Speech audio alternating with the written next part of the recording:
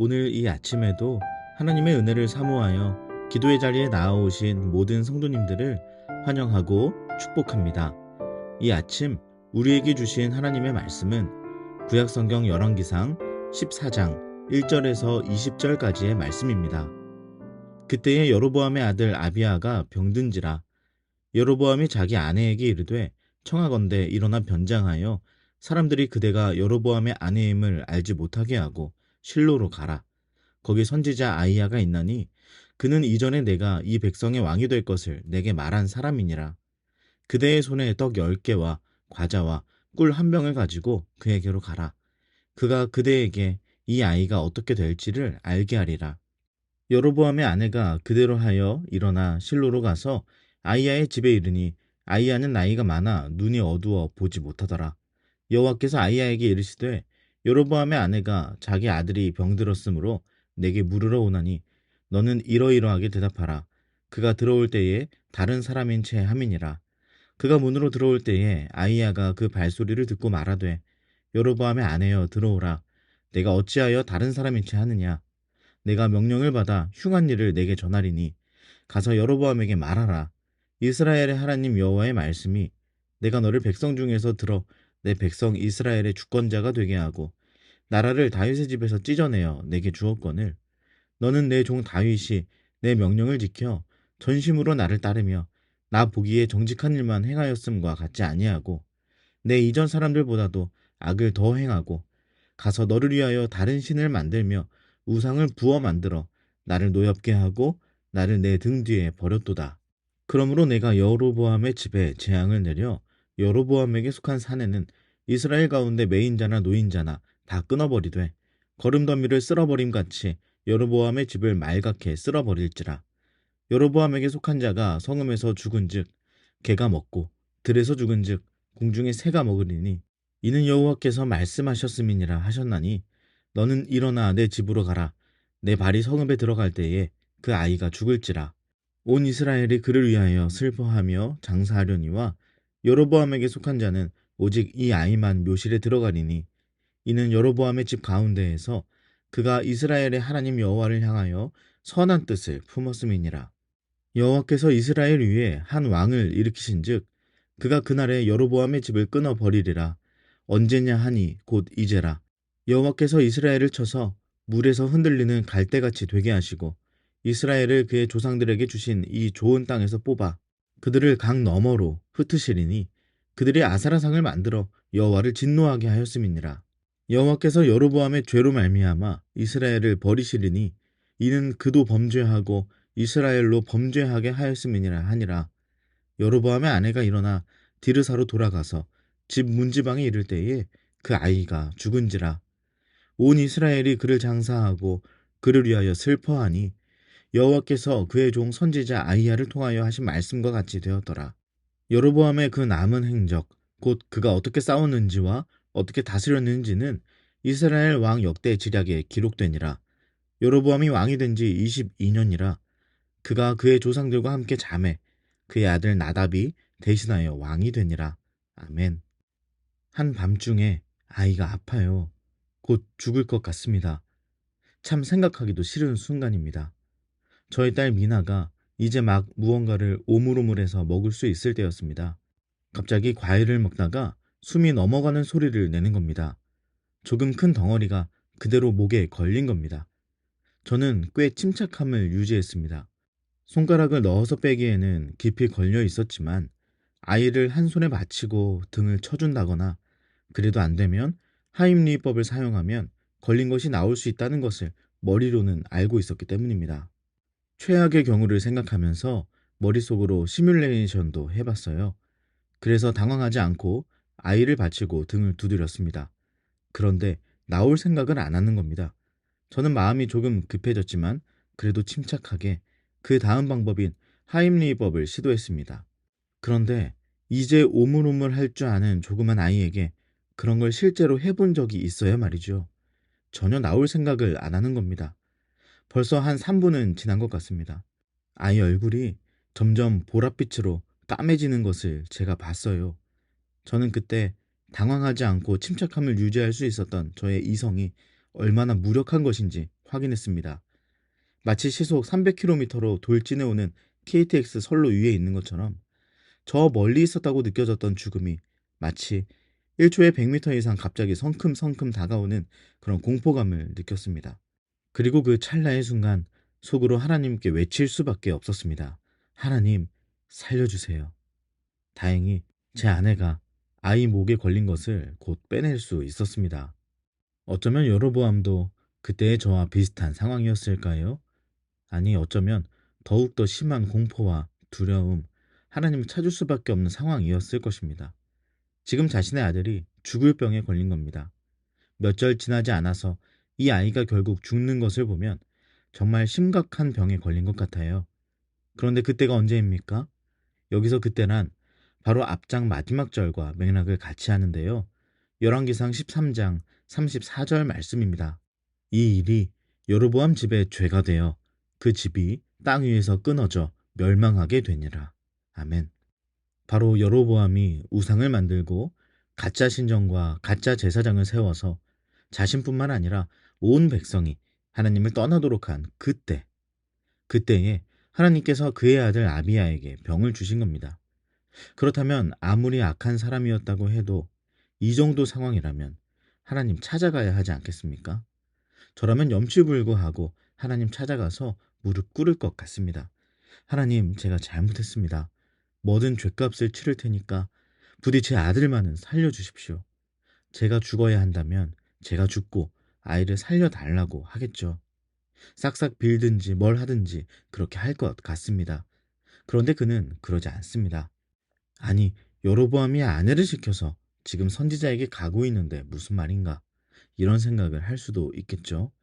그러나 그가 지금 직접 가지도 않는 데다가 변장을 시키지 않습니까? 그 이유를 생각하면 그가 하나님께 어떤 마음이었는지 알 수 있습니다. 그는 돌이킬 생각이 전혀 없었던 것입니다. 아들이 죽음의 위기를 겪는 그 상황에서도 그는 하나님과 간을 보고 있었던 것이죠. 그가 왜 직접 찾아가지도 않고 아내를 보내고 게다가 변장시켜서 보내었을까요? 그것은 그가 이러한 위기의 순간에 선지자를 찾아갔다는 것을 백성들이 알면 안 되었기 때문이었습니다. 자기는 지금 백성들에게 강제로 우상을 섬기도록 하고 있으면서 정작 왕인 자신은 아들이 죽을 병에 걸리니까 선지자를 찾았더라는 이야기가 돌면 어떤 일이 생기겠습니까? 간신히 돌려놓은 백성들이 다시 하나님께로 향하게 될 것 아닙니까? 그런 민심이 떠나고 자신의 권력은 약화되겠죠.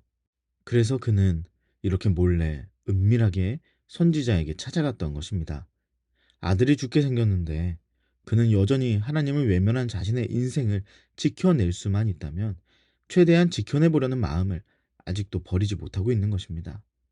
그만큼 그는 하나님께 돌아갈 생각이 없었던 것이죠. 더구나 그는 지금 자신이 왕이 되리라고 예언을 했던 그 아이야 선지자를 찾아가도록 합니다. 그리고는 그에게 줄 뇌물까지 준비하죠. 마치 좋은 꿈을 돈 주고 사는 미신처럼 그때와 같이 자신에게 좋은 말을 들려주기를 바라는 것이었습니다. 이 역시 하나님 앞에 나아가는 사람의 태도와 자세가 전혀 아니죠. 어찌 하나님의 언약을 돈으로 이루고 하나님의 뜻을 자기 마음대로 바꾸어 낼 수 있다고 생각할 수가 있습니까?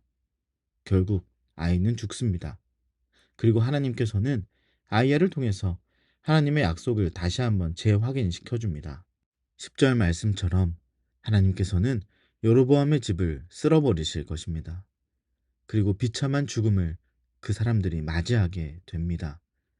하나님의 율례와 명령을 지키고 순종하면 그 집을 견고하게 하고 이스라엘을 주리라고 하셨으나 여로보암이 끝끝내 그 언약을 파기하자 결국 그와 그의 집은 다 죽고 이스라엘도 빼앗기게 될 것입니다. 사랑하는 여러분, 아들의 죽음을 겪어야 했던 여로보암, 참 큰 아픔을 겪은 사람이라고 할 수 있을 것입니다. 하나님께서 왜 그에게 이렇게까지 하시는지 생각하시는 분들도 계실 수 있습니다. 그런데 여러분, 오늘 말씀은 여로보암이 얼마나 하나님을 확실하게 떠났는지를 보여주는 말씀입니다. 하나님께서는 지금까지 그에게 여러 번 말씀하셨죠. 그럼에도 번번이 돌이키지 않았던 사람이 바로 여로보암이었습니다. 그리고 결국 그는 오늘 자신이 아들을 잃어버린 부모의 심정보다도 더욱 깊은 죄악에 빠져 있는 사람이라는 것을 하나님 앞에, 그리고 우리들에게 보여주고 있는 것입니다. 그는 자신의 아들이 죽을 위기에 있을 때나 결국 죽음에 이르렀을 때나 끝끝내 하나님께 돌이키지 않고 하나님의 기만했습니다. 이 세상에 어찌 자녀를 잃은 부모의 마음을 헤아릴 수 있는 것이 있겠습니까? 어떤 말로도 위로는커녕 그 마음을 헤아릴 수도 표현할 수도 없을 것입니다.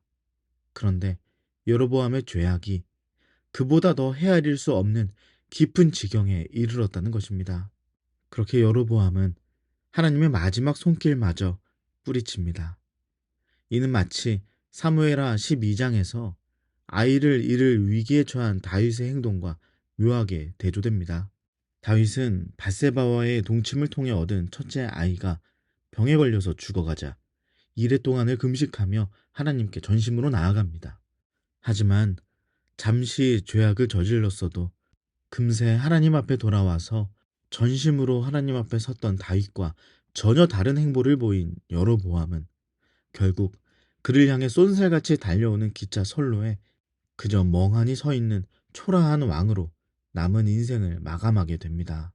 사랑하는 여러분, 아들이 죽게 생겼는데 하나님께 돌이키기는커녕 하나님을 기만하는 여로보암의 모습을 보면서 저는 하나님 앞에서의 제 완악함을 다시 한번 돌아보게 되었습니다. 참 여로보암을 닮은 모습들이 우리에게 있는 것 같아요. 그런 상황이라면 언제나 다윗처럼 하나님께 전심으로 간구하리라고 생각은 할 수 있지만 실제로 우리 삶을 보면 하나님께서 우리를 부르셔도 그거 외면한 채 내 이익과 내 즐거움, 그 죄악의 길을 계속 따를 때가 얼마나 많습니까? 마치 하나님께서 나의 마음과 나의 생각을 전혀 알 수 없는 분인 것처럼 좋은 얼굴 표정으로 숨기며 마치 다른 사람인 양 하나님과 사람들 앞에 서서 예배하고 기도하고 찬양하고 나눔하고 교제하고 그러는 거 우리도 충분히 할 수 있지 않은가요? 하나님이 내 마음을 원하시는 것을 알면서도 나의 본심은 여전히 나의 왕궁에 두고 가짜 마음만 하나님께 드리고 있으면서도 그것이 진짜인 양, 진심인 양 행색을 하며 신앙생활 할 수도 있습니다. 이 시간 우리 안에 있는 이 완악함, 그리고 하나님을 기만하는 여로보암을 닮은 우리의 모습들을 하나님 앞에 올려드리며 회개하며 기도했으면 좋겠습니다. 그리고 넘어지더라도 속히 다윗처럼 전심으로 회개하고 하나님 앞에 돌아왔을 때 하나님께서 그를 받아주시고 인정하시고 그를 하나님 마음에 합한 자로 여겨주셨던 것처럼 저와 여러분도 그런 하나님을 의지하며 전심으로 회개하고 하나님 앞에 돌아올 수 있는 오늘 이 하루 되시기를 주님의 이름으로 간절히 축복합니다. 기도하겠습니다. 하나님을 기만했던 여로보암을 닮은 나의 모습들을 불쌍히 여겨 주옵소서. 전심으로 회개하고 하나님께 돌아가는 내가 되게 하소서. 그리고 우리 개인의 기도 제목을 놓고 우리 가정과 다음 세대 자녀들, 사랑하는 청년들을 위해서 기도해 주십시오. 또한 임시 거처에서 예배드리고 있는 우리 교회에 하나님이 예배하신 예배 장소를 꼭 허락해 주시기를 기도해 주시기 바랍니다. 마지막으로 이 나라와 민족과 온 열방을 위해서 한 마음과 한 뜻으로 기도하며 나아가겠습니다. 함께 기도하겠습니다.